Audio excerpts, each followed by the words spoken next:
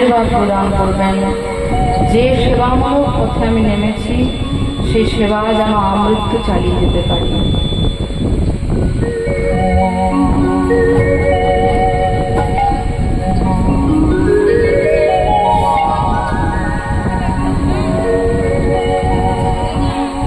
আজ আমরা সকলে সমবেত হয়েছি আজকে আমরা সকলে স্বর্গীয় লোহারাম নন্দীর আত্মার শান্তির উদ্দেশ্যে, তার আত্মার শান্তির উদ্দেশ্যে এই যে কীর্তনের আয়োজন, আমরা সকলে এখানে সমবেত হয়েছি সেই কীর্তনের রস আস্বাদন করবার জন্য। এই যে তিনি মারা গেলেন, শ্রীমদ্ ভাগবত গীতায় বলা হচ্ছে মারা যায় মানুষের শরীর বা দেহ, আত্মার কিন্তু বিনাশ হয় না, কারণ আত্মা হচ্ছে অবিনশ্বর। তাকে যেমন জলে ভেজানো যায় না, তাকে যেমন আগুনে পোড়ানো যায় না, বাতাস দ্বারা শুকনো করা যায় না, কোনো অস্ত্র শস্ত্রের দ্বারা তাকে ছেদনও করা যায় না, অবিনশ্বর। গীতায় বলা হচ্ছে কি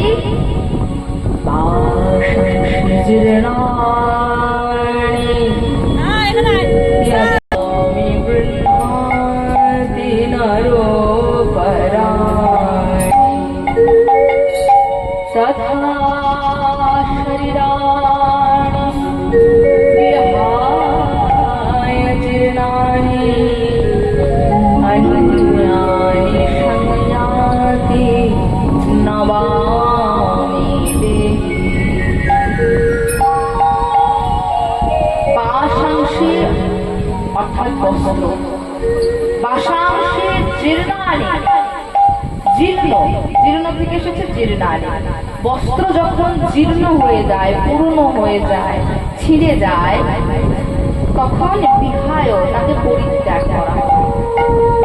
তথা ঠিক তেমনি শরীরানি বিহায় জীর্ণানি, শরীর যখন জীর্ণ হয়ে যায়, পুরনো হয়ে যায়, বৃদ্ধ হয়ে যায়, তখন সেই শরীরটাকেও বিহায় পরিত্যাগ করা হয়। আর নতুন আর একটা শরীর ধারণ করে। আমাদের এই দেহ যেমন পুরনো জামা কাপড় ছেড়ে ফেলে দিয়ে নতুন জামা কাপড় পরিধান করে, আত্মা তার বসন, আত্মার বসন হচ্ছে এই দেহ। সেই দেহ কাপড় যখন পুরনো হয়ে যায়, মলিন হয়ে যায়, তখন সেই দেহ কাপড়কে পরিত্যাগ করে নতুন আর একটা দেহ কাপড় ধারণ করে। অর্থাৎ পুরনো দেহ ত্যাগ করার নাম হচ্ছে মৃত্যু, আর নতুন দেহ ধারণ করার নাম হচ্ছে জন্ম। এবার আপনারা বলতে পারেন যে আচ্ছা, শরীর যখন মৃত্যু হয়ে যায় তখন আত্মা সেই শরীরটাকে ত্যাগ করে, এর নাম মৃত্যু। এই ছবিটাতেও দেখতে পাচ্ছি যে শরীরটা মৃত্যু হয়েছে, তারপর শরীরটা চলে গেছে। কিন্তু এমন তো হয় যে কেউ 5 বছরে মারা যাচ্ছে, কেউ জন্মে মারা যাচ্ছে, সেক্ষেত্রে এই যে গীতার ভাষ্য সেটা তো খাটলো না। তাহলে কি গীতার ভাষ্যটা ভুল? বলে না, গীতাকে আমাদের বই পড়া বিদ্যা দিয়ে ব্যাখ্যা করলে চলবে না, মন গড়া ব্যাখ্যা করলে চলবে না। গীতাকে যারা ব্যাখ্যা করেছেন বড় বড় ব্যাখ্যাকর্তা, যেমন শঙ্করাচার্যপাদ, রামানুজাচার্যপাদ, এই সমস্ত বড় বড় ব্যাখ্যাকর্তা যেমন ভাবে ব্যাখ্যা করেছেন, সেই ব্যাখ্যাগুলো যদি দেখা যায় তাহলে দেখতে পাবো কি না, তারা বলছেন এই যে পুরনো হয়ে গেল, জীর্ণ হয়ে গেল, এই জীর্ণ কথাটি সময়ের দ্বারা, কালের দ্বারা, 5 বছর 50 বছর এই সময়ের দ্বারা জীর্ণ নয়। তাহলে কিসের দ্বারা জীর্ণ? কর্মফলের দ্বারা। যার যতদিন কর্মফল হোক তার ততদিন দেহ। মনে করুন এই গ্রামের একটা ছেলে পড়াশোনায় খুব ভালো, সে কি করেছে, সিভিকে চাকরিতে জয়েন করেছে। এবার মনে করুন আজকে কি গত পরশুদিন সিভিকে সিভিকে জয়েন করলে দেখবেন সাদা রঙের একটা পোশাক দেওয়া হয়, কিংবা অন্য রকমেরও পোশাক দেওয়া হয়, একটা লাঠি দেওয়া হয়, হয়তো। এবার গত পরশু দিনকে জয়েন করেছে, আর আজকে মনে করুন সেই ছেলেটি এত পড়াশোনায় ভালো যে অন্য আর একটা ভালো কোনো স্কুলে চাকরি পেয়ে গেছে, মাস্টারি চাকরি। তাহলে ওই ছেলেটা কি করবে বলুন তো? ওই সিভিকের চাকরি করবে না ওই স্কুলে জয়েন করবে? স্কুলে জয়েন করবে, কারণ সম্মানের দিকে, টাকা পয়সার দিকে সবটাই বড়। এবার যেহেতু আজকে মনে করুন ওই স্কুলে জয়েন করতে যাচ্ছে, যেহেতু স্কুলে জয়েন করতে যাবে, তাকে কিন্তু ওই সিভিকের চাকরিতে রিজাইন দিতে হবে। দুটো চাকরি একসাথে হবে না। তাহলে সিভিকের চাকরিতে যখন রিজাইন দিতে যাবে, পদত্যাগ করতে যাবে, তখন কিন্তু নিয়ম অনুসারে যে ওই সাদা পোশাকটা পেয়েছিল, লাঠিটা পেয়েছিল, সেটাও কিন্তু অফিসে জমা দিতে হবে। সে কিন্তু বলতে পারবে না যে আমি তো পোশাকটা গায়ে ঠেকালাম না, নতুন হয়ে আছে, আমি কিছুদিন স্কুলে যাই, যাতায়াত করি, তারপর দেবো, এটা কিন্তু বলতে পারবে না। যেহেতু ওই সিভিকের চাকরি শেষ, নিয়ম অনুসারে ওই পোশাকও তাকে জমা দিতে হবে। ঠিক তেমনি আমরা যতটুকু কর্মফল সঙ্গে করে এনেছি, সেটা একদিনেরও হতে পারে, 5 বছরেরও হতে পারে, আবার 50 বছরেরও হতে পারে। যার যতদিন কর্মফল হোক, তার ততদিন দেখতে পারে। তাই বলা হচ্ছে, যখন এই শরীর জীর্ণ হয়ে যাবে, কর্মফল যখন শেষ হয়ে যাবে, তখন কারোর কোনো কাতর আহ্বান, কারোর কোনো ভালোবাসা এই দেহকে কিন্তু আটকে রাখতে পারবে না, ছাড়তেই হবে এই দেহ। কিন্তু আমরা মায়াবদ্ধ জীব, মেনে নিতে কষ্ট হয়। আমরা তো মায়াকে সরাতে পারবো না। মায়াকে যারা সরাতে পেরেছেন, জয়রূপ সনাতন ভট্ট রঘুনাথ, শ্রীজীব গোপাল ভট্ট দাস রঘুনাথ, যাদেরকে বলা হয় স্বরগোস্বামী, বৈষ্ণব জগতের খুঁটি, সেই গোস্বামী গণের চরণটা যদি আঁকড়ে থাকতে পারি, তাহলে একদিন না একদিন মায়া অতিক্রম করতে পারবো। তাই সকলে আমরা এসেছি, আমরা ভগবানের কাছে প্রার্থনা করব যেন এই লোহারাম নন্দী, স্বর্গীয় লোহারাম নন্দী মহাশয়ের আত্মার শান্তি হয়, এবং উনিও যেন অশরীরী অবস্থায় আমাদেরকে সকলকে আশীর্বাদ করেন। তিনি অশরীরী অবস্থায় এটাও দেখুন, তাকে ভালোবেসে তার বাড়ির লোক তো আছেই, ছেলে মেয়ে আত্মীয় স্বজন, তার সঙ্গে সঙ্গে পাড়া প্রতিবেশী কেমন আকুল প্রাণে ছুটে এসেছেন এই কীর্তন রস আস্বাদন করবার জন্য। সকলে বলুন তার আত্মার শান্তি কামনার্থে নিতাই গৌর প্রেমানন্দে হরি হরি।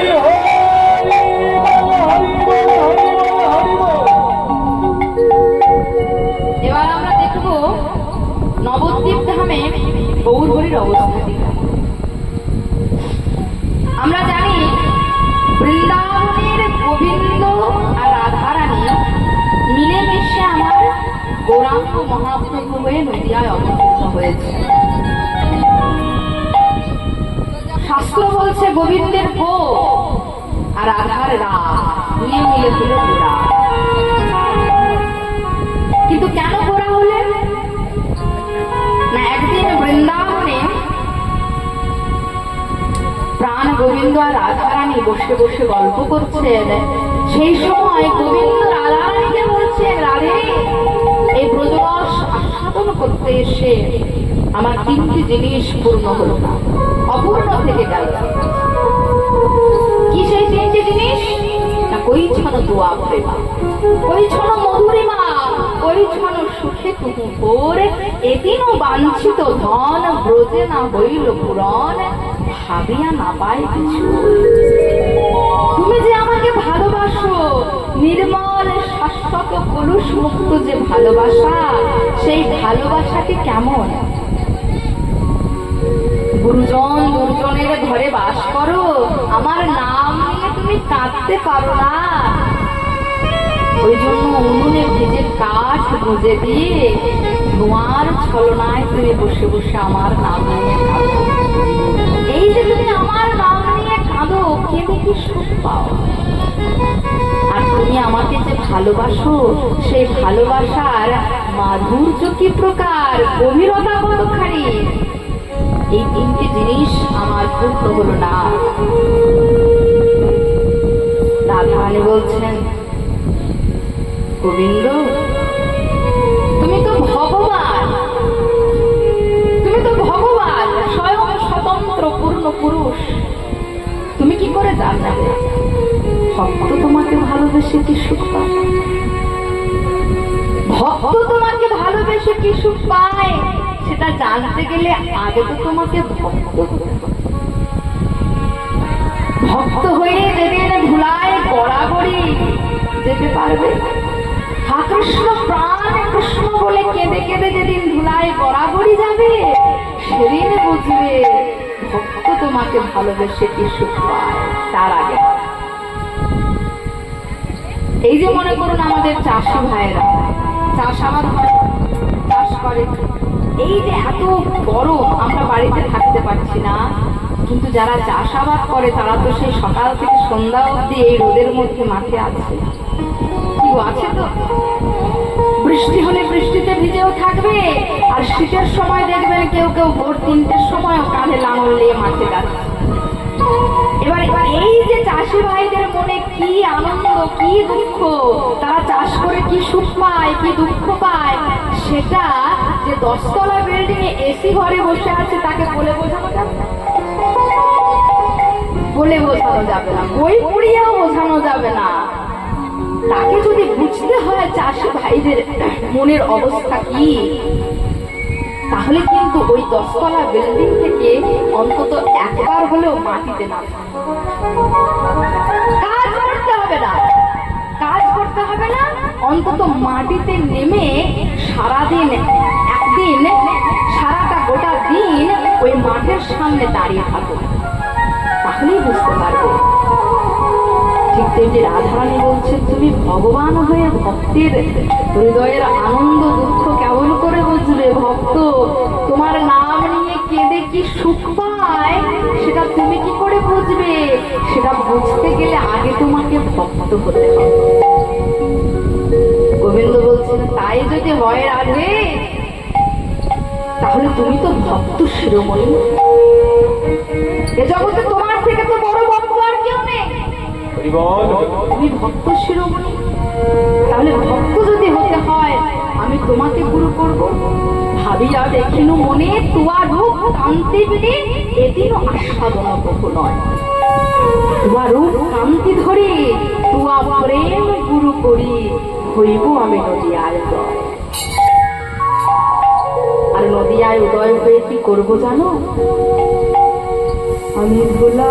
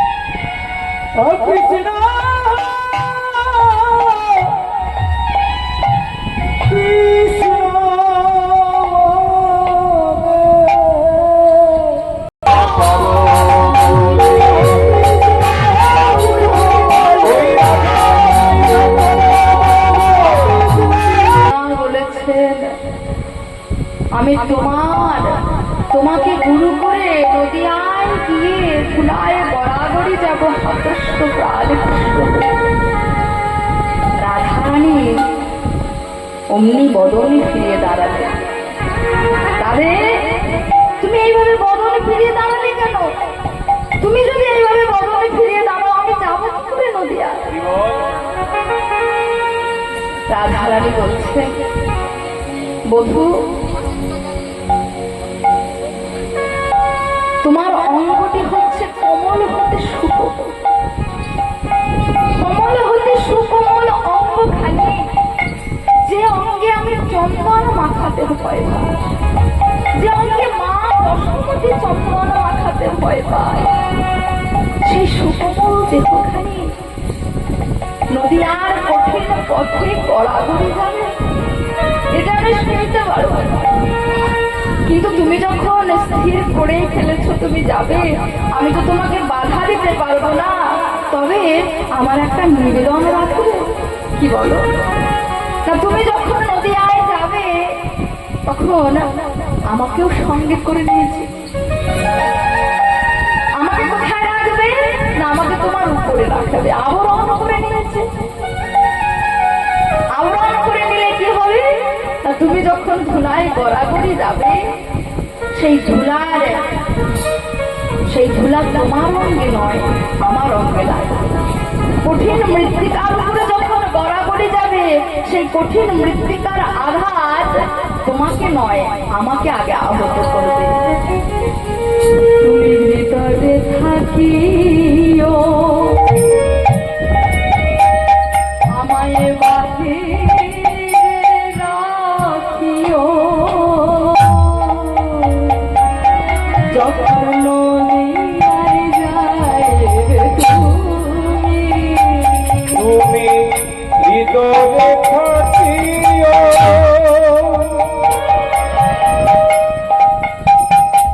আমায় বাহিরে রাখিও,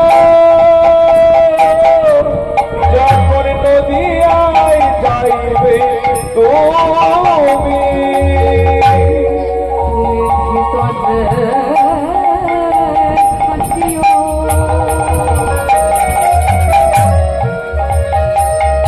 আমায় বাহিরে রাখিও, যখন নদীয়ায় যাইবে তুমি। ভিতরে থাকিও,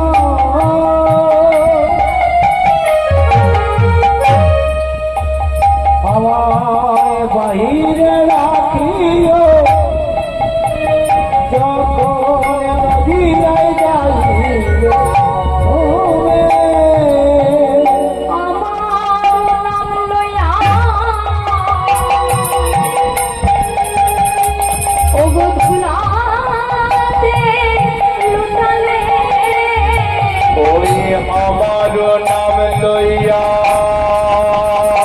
পেটে ধরিব আমি, ও পেটে ধরিব নানা অঙ্গে খোলা লাগবে না গো। নানা অঙ্গে ধুলা লাগবে না গো। অঙ্গে ধুলা লাগবে না গো। ধুলা লাগবে না গো। ওগো নদীয়ার পথে গড়াগড়ি গেলে অঙ্গে ধুলা লাগবে না গো। নদীয়ার পথে গড়াগড়ি গেলে ধুলা লাগবে না গো। নদীয়ার পথে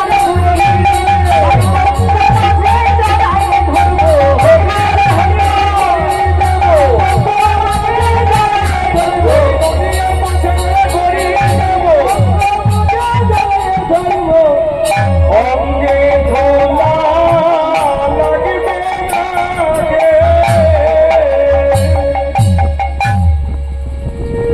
সেই জন্য গোবিন্দ আমার রাধাকে সঙ্গে করে রাধা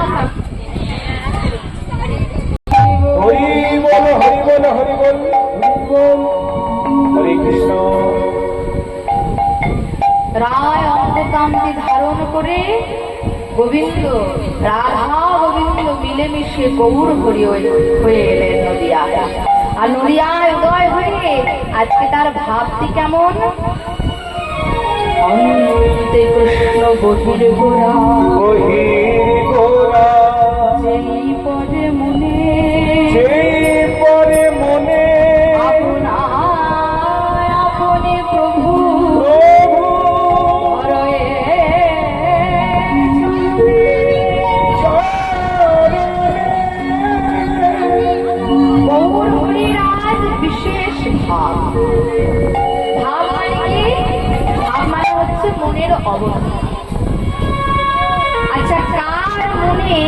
কি রকম পরিস্থিতি, কি অবস্থা, সেটা কি আমরা কেউ বুঝতে পারি? আপনাদের মনের কার কি অবস্থা আমরা বুঝতে পারবো না, আমাদের মনের কি অবস্থা সেটা আপনারা বুঝতে পারবেন না।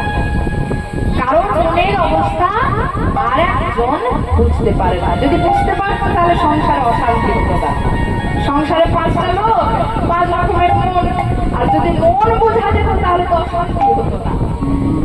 তাই মনের অবস্থা বোঝা যায় না। তবে হ্যাঁ, যদি নিকট কেউ হয়, ছেলে থাকে, সব সময় তাকে দেখে, সেই রকম যদি কেউ হয়, তাহলে কিন্তু ঠিকঠাক বোঝা না গেলেও একটু অনুমান করা যাবে যে এ তো আর 5টা দিন অন্যরকম আচরণ করে, আর আজকে অন্যরকম আচরণ করছে, তাহলে নিশ্চয়ই এর মধ্যে কিছু একটা অসঙ্গতি এসেছে। ঠিক তেমনি গৌর হরির মনের ভাব কারা বুঝছে না? যারা সবসময় গৌর হরির সঙ্গে থাকেন। কারা? গৌর হরির পার্শ্বদ। তারা ঠিকঠাক বুঝতে পারছেন না, অনুমান করছেন, দূর থেকে দেখছেন, বলছে কি আপনা আপনি প্রভু ধরয়ে চরণ।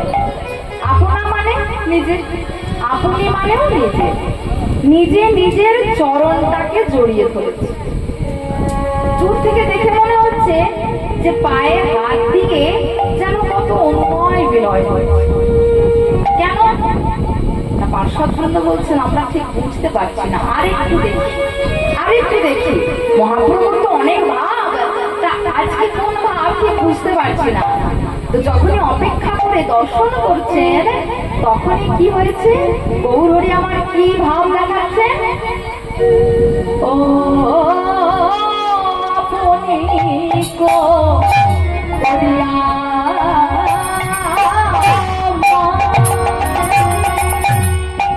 আপনি ধরে সাজিতে লাগিল,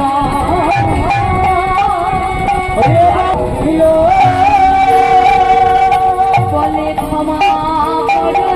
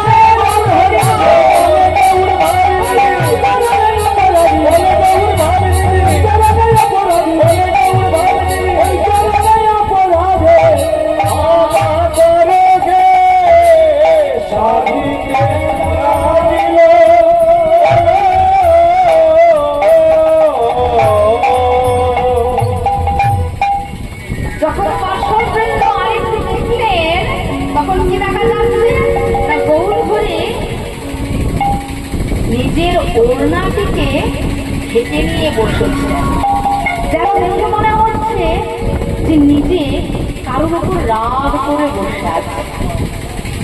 আবার পরক্ষণে সেই ওড়না উত্তরীয় খুলে ফেলে দিয়ে যেন রাগ করে নে, যেন কারোর রাগ ভাঙাচ্ছেন, নিজের পাটিকে জড়িয়ে ধরে কত অনুরোধ, কত আবেদন নিবেদন করছে।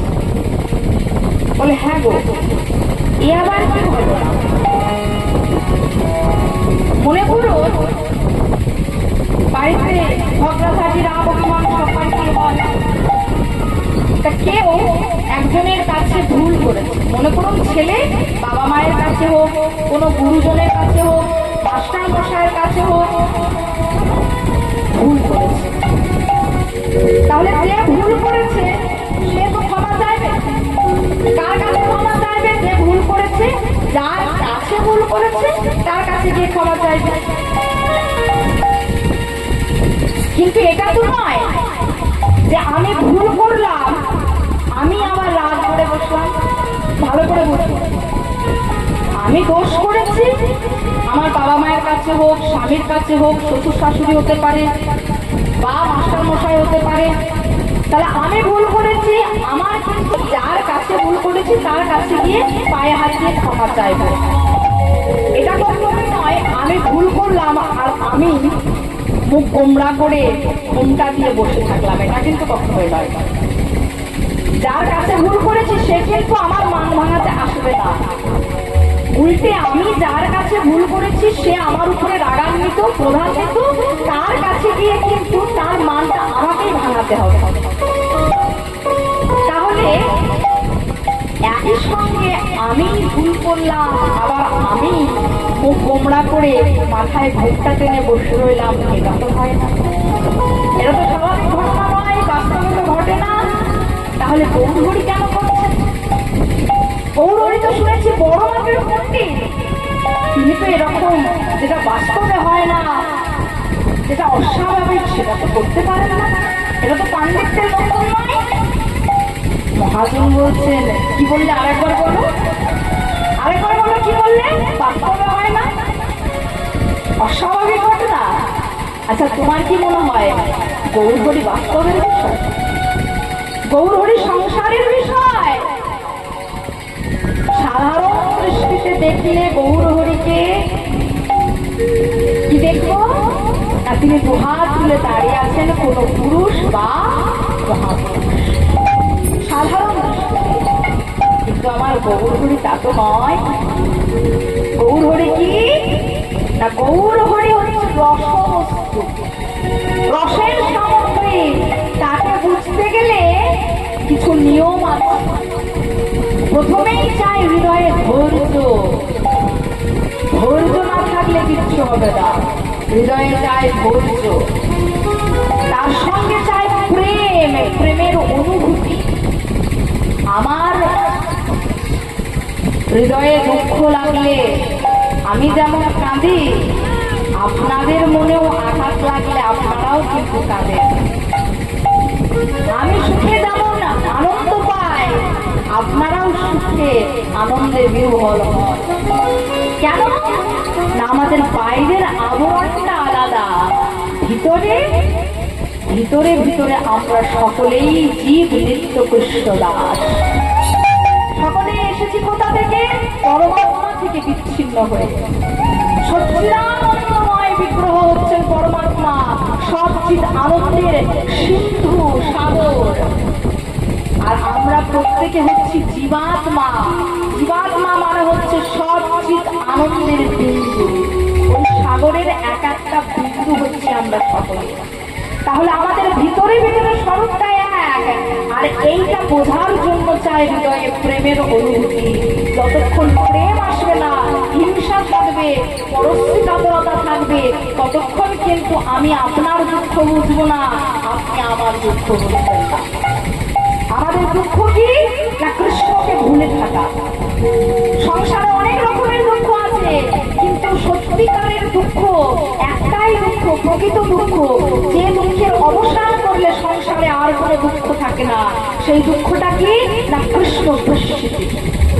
কৃষ্ণকে ভুলে থাকা হচ্ছে দুঃখ। কৃষ্ণকে যদি আমরা সব সময় মনে রাখতে পারি, তাহলে দেখা যাবে আর কোনো দুঃখ আমাদের ছুঁতে পারবে না।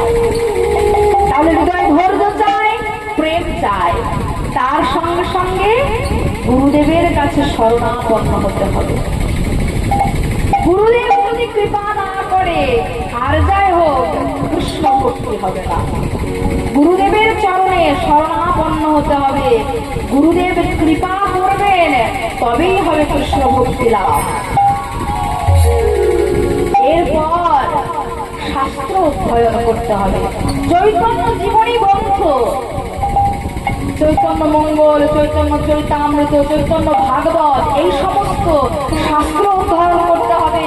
আমরা শুরুতেই বললাম, নিজের মন গড়া করে ব্যাখ্যা নয়। শাস্ত্রে বলা হয়েছে ভাগবত করো গিয়া বৈষ্ণবের ঠায়। সাধুগুরু বৈষ্ণবের কাছে গিয়ে শাস্ত্র অধ্যয়ন করতে হবে, সেই সিদ্ধান্তকে মাথায় নিতে হবে। তারপর যদি গৌরহরিকে দেখতে যাও, তখন বুঝবে ও প্রভু রাধা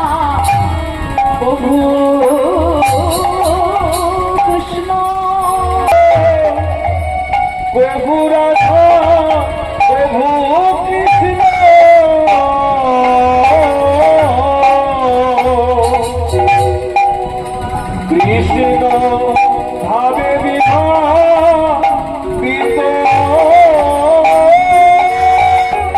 কেহ না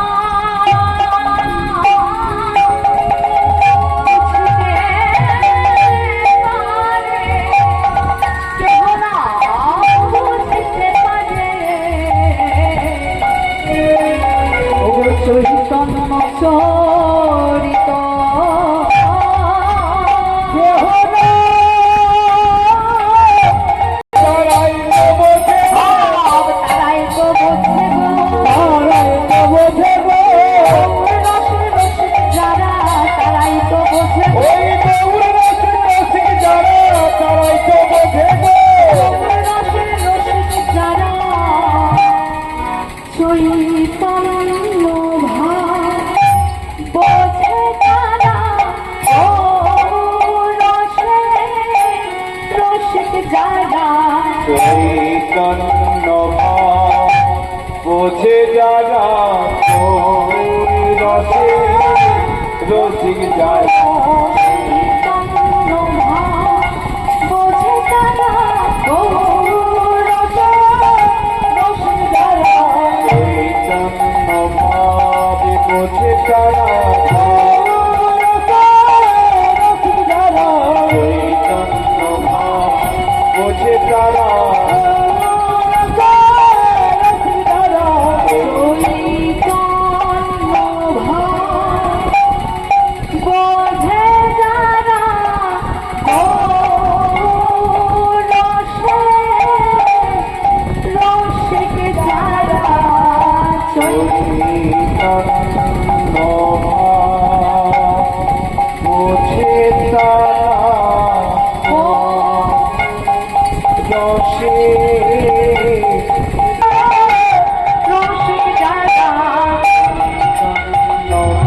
ভাব বোঝে যারা।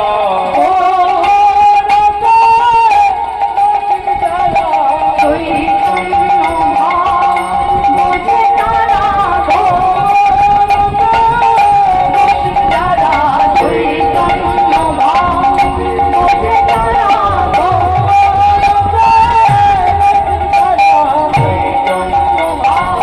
রসিক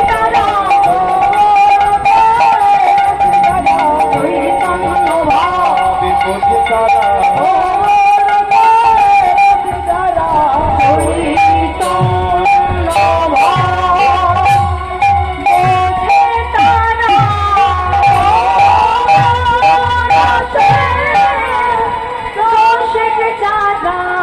চৈতন্য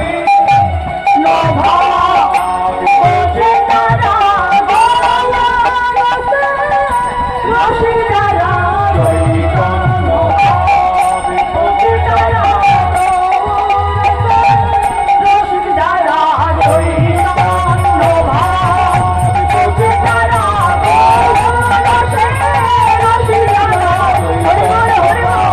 বোঝে তারা বোঝে তারা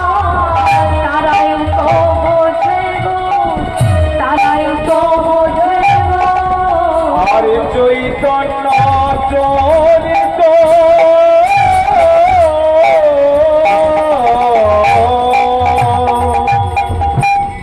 এবার দেখো, যখনই আমি এই সমস্ত কিছু নিয়ে গৌরাঙ্গ মহাপ্রভুকে দর্শন করব, তখন বোঝা যাবে, তার আগে কিন্তু নয়। যেমন মনে করুন, বাজারে এখন অনেক গান বেরিয়েছে। কি গো, বাজারে গান বেরিয়েছে? কি গান বলো তো? হ্যাঁ হ্যাঁ বলো। লেবর তুলে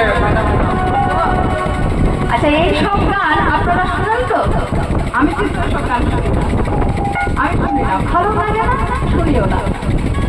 এবার এই গানগুলো দেখবেন বড় মানুষ ছেড়ে দিলাম, ছোট ছোট বাচ্চা যারা, তারা দেখবেন দু একবার শুনলেই একদম যেমন ভাবে গাওয়া হয়েছে সেরকম ভাবে গেয়ে দেবে, কি তাই না? এর জন্য কিন্তু গুরু ধরে গান শেখবার দরকার। কিন্তু যদি কোনো রাগাশ্রয়ী গান তাকে 10 বার ছেড়ে 100 বার 100 বার ছেড়ে 500 বার শোনানো হয়।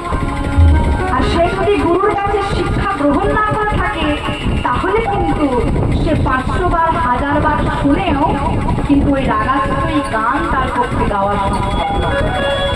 অরুণ কান্তি কেবল যোগে ভিখারি কিংবা এই যে আমরা কীর্তনে বড় বড় তালগুলো গাইছি এইসব গান কিন্তু গুরু ধরে শিখতে হবে।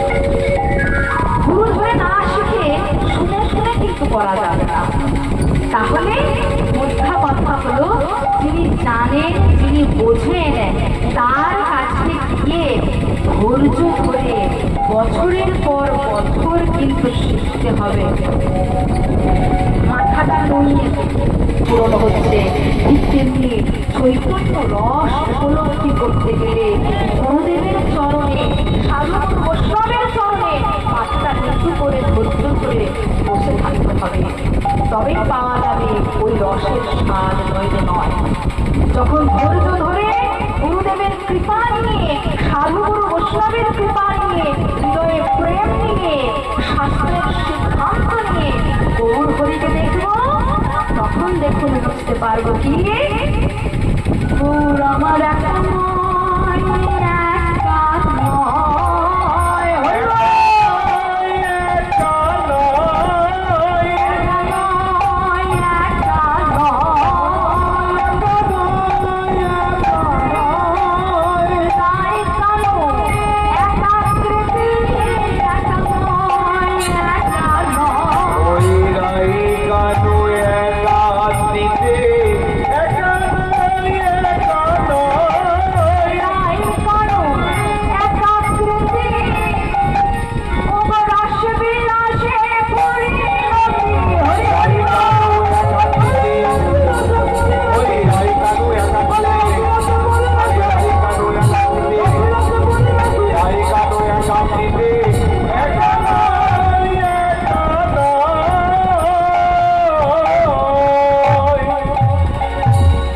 রায় কালো একাকৃতি। গৌর হরি যখন নিজের অঙ্গের পানে চাইছে তখন দেখছে আমি তো রাধা, আমি তো ভক্ত, আমার গায়ের বর্ণ সোনার মতো, তাহলে আমি ভক্ত, আমি রাধা। যখনই এই ভাব মনে করছে তখনই বৃন্দাবন যেমন রাধারানী মান করে ঘুমটা টেনে বসেছিলেন সেই ভাব নিয়ে গৌর হরি বসে পড়েছে। আবার সঙ্গে সঙ্গে যখন মনে করছে না না না আমি রাধা কেন হতে যাবো, আমি ভক্ত কেন হতে যাবো, কালো কৃষ্ণ, তখন সঙ্গে সঙ্গে সেই উত্তরীয় ঘুমটা ফেলে দিয়ে নিজের বাম চরণ থেকে ওই বামানায়িকার চরণ মনে করে ক্ষমা প্রার্থনা করছেন। আর এই ভাব দর্শন করে পদকর্তা পদ রচনা করছেন। বাসুদেব ঘোষ করে ওই বাসুদেব ঘোষকে